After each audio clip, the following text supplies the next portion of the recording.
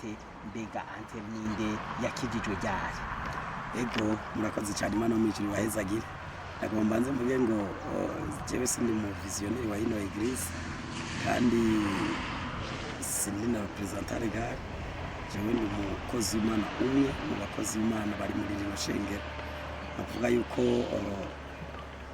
jewe Antel ndi umugabo umwe yavukiye muri commune Matongo, hanyuma ndakura nkuko abandi bakura, muvyeyi wanje n'umukozi w'Imana muri Panecote. Hanyuma rero Imana yo mwijuru irampamagara ngo ndayikorere, nubwo vyangoye cyane mu kuyikorera, byarangoye cyane kuko naragiye mbona ibibazo papa wanje yagiye ahurira mu murimo, bituma afata ingingo yo kutazokorera Imana. Ego hariho ijambo abantu bakunda gukoresha ngo Imana yambwiye ngo ndayikorere. Imana irabwira umuntu mwijwi ryayo ukaryumva ukavuga ati yambwiye ngo ninkore uku, wewe vyagenze gute? Ego jewe Imana yo mwijuru narumvise ijwi, nubwo ico gihe narifise imyaka hagati y'imyaka 14, hanyuma rero numva ijwi, ariko bivanye n'ubuzima nabona papa yarabayemo muri uko kuyikorera, vyatumye nshobora kwanka ikintu kijanye no gukorera Imana. Cafata rero ingingo yo kuvuga ati nubwo nari numvise iryo jwi, narabwiye mutama wanje ndamubwira ijwi numvise, aravuga ati uwo n'umuhamagaro w'Imana, mugabo nafashe ingingo yo kudakorera Imana, ndetse naciye mpindura mva muri ivyo nari nakuriyemo, nca mpitamo kuja mu bindi kugira ngo nshobore guhunga iryo jwi, ko narumva ko ntashobora kuba mu buzima papa wanje nabonye abayemo. Ego iryo jwi ry'abatari banga Imana yakubwiye ngo iki, wumvise ijwi rivuga gute? Ego Imana yo mwijuru yarambwiye, yarampamagaye, impamagara kuyikorera, yarambwira yuko impamagaye kugira ngo ndayikorere, yuko impamagaye mu bakozi Imana benshi, ariko benshi muri kino gihe ariko aradeviya ukuri kw'ijambo ry'Imana. Imana yo mwijuru integeka kuvuga ukuri kw'ijambo ry'Imana, kandi Imana yo mwijuru irambwira yuko impaye ingabire yo gusengera abantu bagakira. Ndetse mu majambo yambwiye yavuze ngo genda ikimenyetso kigaragaza ko ukina gatumye icyo uzokora cyose kizokugisha, kandi sinzokugenda kugaragariza mu gikorwa ibyo cyabona haguruka. None wahavuye ugaruka gute? Byageze gute gusubira ku murimo Imana yaguhamagariye? Ego je Imana yo mwijuru aranteze mu nyuma gatoya, Imana yo mwijuru maze kumpamagara, hanyuma rekambira nkabaza mutama wanje, hanyuma akambwira ko ari umuhamagaro. Nyuma y'ivyo yarambwiye yuko hari icyo yari yavuganye n'Imana, twe tuvugana turabana 10. Hari umwana mu wa mbere atangura akacakurikira amahasa, akacakurikira jewe. Navuga yuko rero ikintu naciye nkora, yaciye ambwira yuko mutama yuko yoba yatanze umwana umwe kugira ngo azakorera Imana.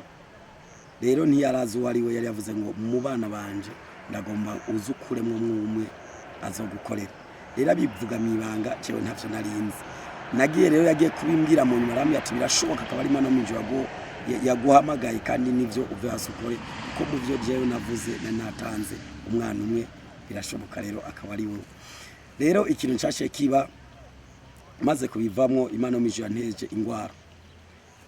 Naragwaye ukuguru kumwe, ukuguru kukubafu kwaragwaye ingwara bita nerve sciatique, kuramugara kurananyunyuka. Icyo gihe mu 2005 nafashwe n'iyo ngwara, nkora ku bitaro vya Semuseka i Bujumbura. Hanyuma uko kuguru ndagwara iyo ngwara, nakora mishirahamwe ry'abagira neza ryarijejwe kuvura abantu bahuye n'ibibazo by'intambara.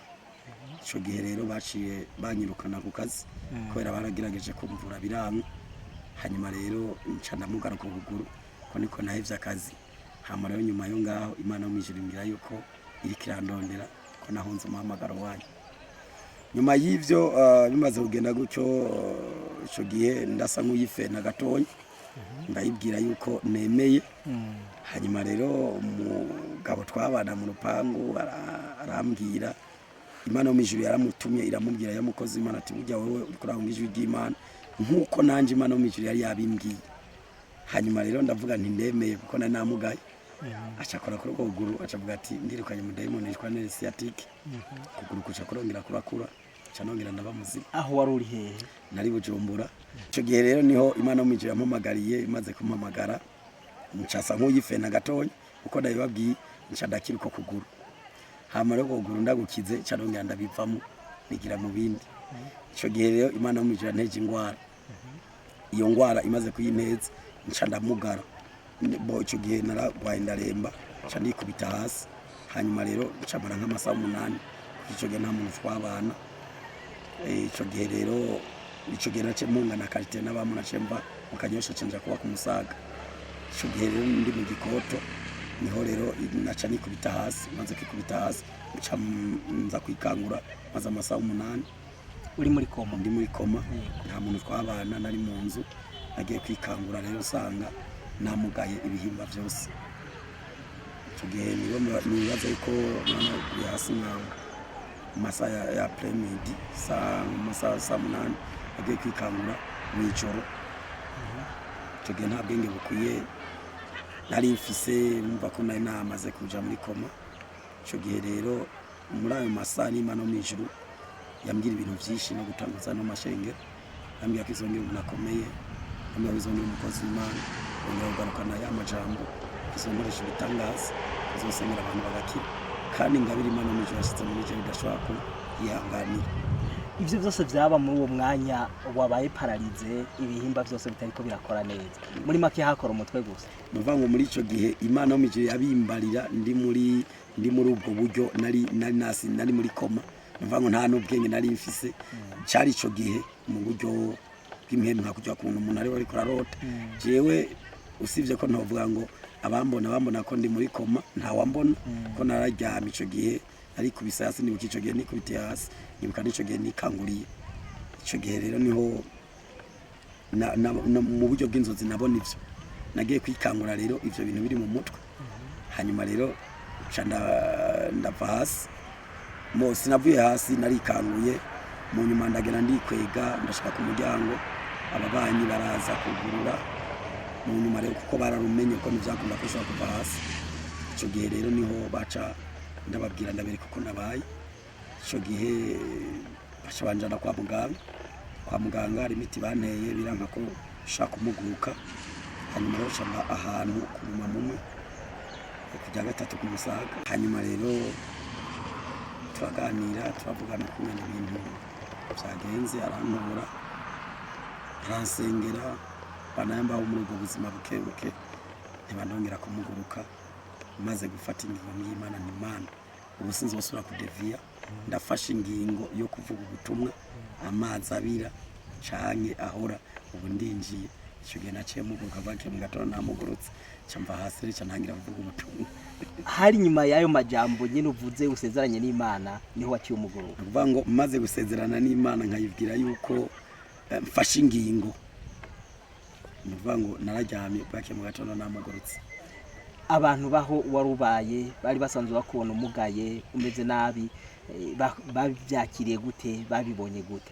Baratangaye cyane, nabo babonye ibitangaza mu buryo budasanzwe.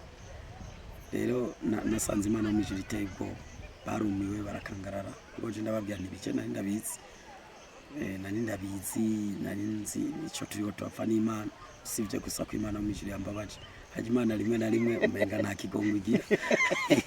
Imana yaragukariye. Yego yarankariye kandi yarambabaje cyane n'ubuzima burababara. Umenga ntiyari kwigicisha muri izo nzira, yari kuri abandi hantu bicisha.